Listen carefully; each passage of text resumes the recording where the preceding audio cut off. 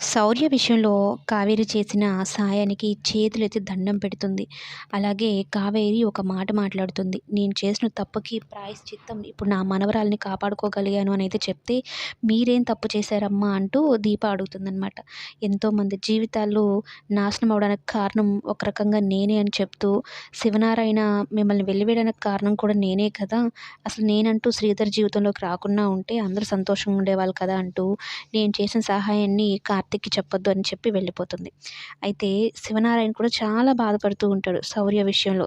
ఎందుకంటే శౌర్యకి గుండె జబ్బు ఉంది అని చెప్పినా కూడా దాన్ని అబద్ధం అనుకుంటాడు జ్యోత్స్న మాటలు విని. ఇప్పుడు నిజంగానే తనకి గుండె జబ్బని, ఆపరేషన్ జరుగుతోందని తెలిసిన తర్వాత ఎంత పెద్ద తప్పు చేశాడో తెలుసుకుంటాడనమాట.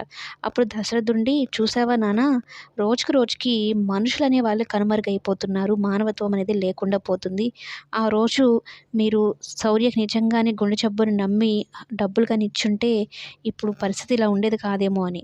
అయితే జ్యోత్స్న పరిస్థితి ఒకసారిగా తారుమారైపోతుంది. ఒక్కొక్క మాట దశరథ్ మాట్లాడుతూ ఉంటే గుండెల్లో గుణపంలాగా దిగుతూ ఉంటాయన్నమాట జ్యోత్స్నకి.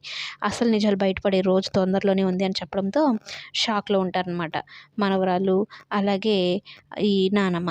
ఇక కార్తీక్ ఎవరు కట్టుంటారు డబ్బులు, అందులో నా పేరు మీద కట్టారు, ఎవరికీ తెలియకుండా సహాయం చేసి వెళ్లారు అంటే దీప చెప్పకుండా మౌనంగా ఉంటుంది.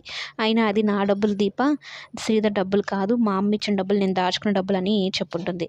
కార్తీక్ అలా ఎవరు కట్టుంటారు అని అంటే దీప మాత్రం చెప్పకుండా మౌనంగా ఉంటుందన్నమాట. ఏదైతే ఏముంది, శౌర్యకి ఆపరేషన్ జరిగింది.